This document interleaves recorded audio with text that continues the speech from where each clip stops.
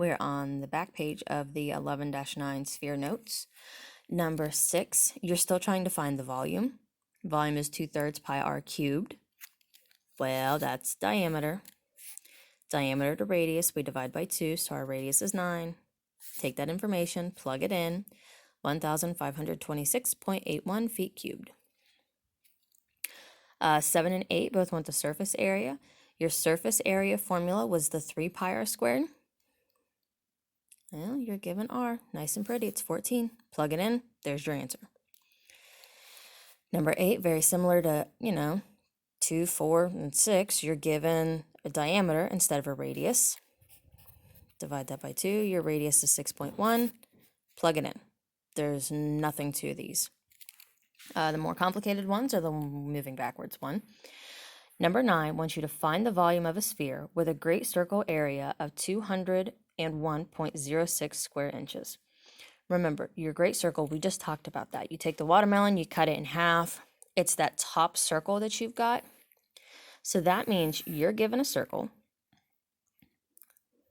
center out, and it tells you that the area of that area is 201.06.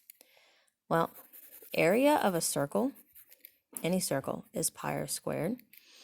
So set 201.06 equal to pi r squared, and that solves you r.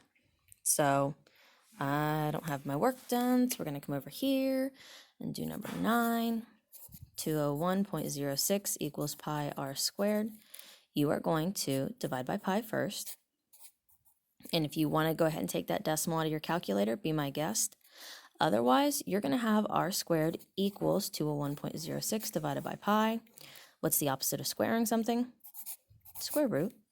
So it's slightly easier to type into your calculator the square root of 201.06 divided by pi, and that gives you an approximate radius of 8.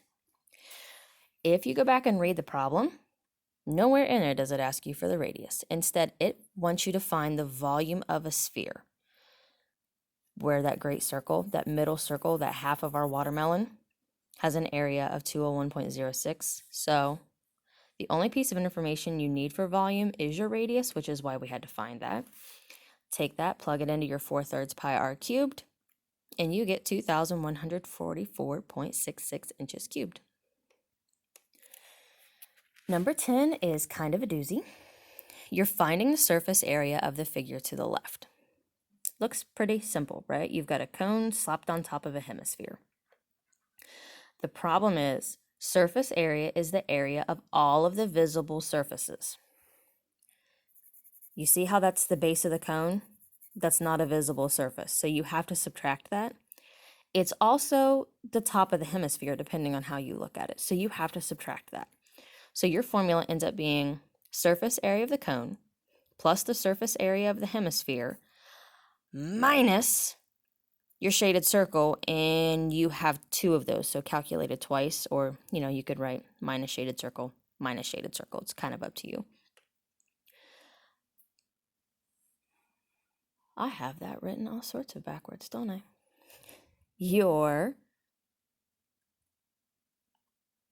No, I don't. Never mind. We're good.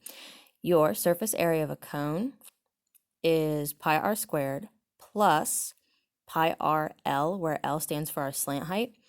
Now, if you come back over here, are you given the radius?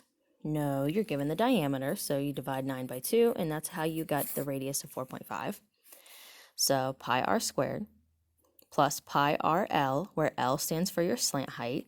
Slant height should be, if you went skiing down the slope right here, it's the fun thing.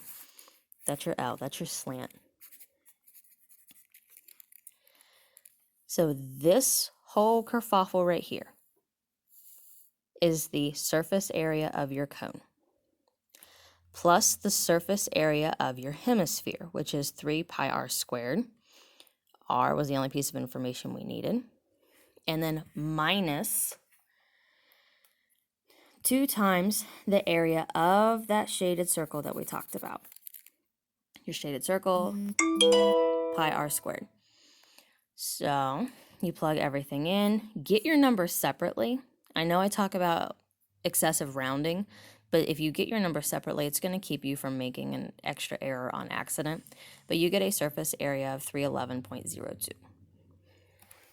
And then number 11, the Henleys have a silo on their farm to store grain. Assuming the entire space is used, what is the maximum amount of grain that the silo can hold?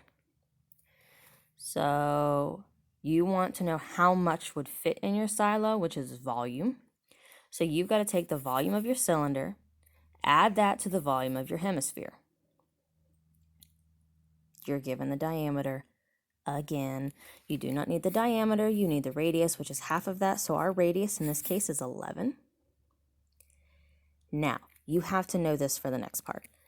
If your radius is 11, that means center to top of our hemisphere is 11 units, which means the height of my cylinder, the height of my cylinder down here is not that full 45. It is 45 minus that 11, minus my radius up here. So that's where the 34 comes in. So you need the 34 and the 11. Those are your two key pieces of information. Again, we're going to do the volume of the cylinder, add that to the volume of your hemisphere. Volume of a cylinder is pi r squared h. H is the height of your figure, or from base to base. Your volume of a hemisphere is 2/3 pi r cubed.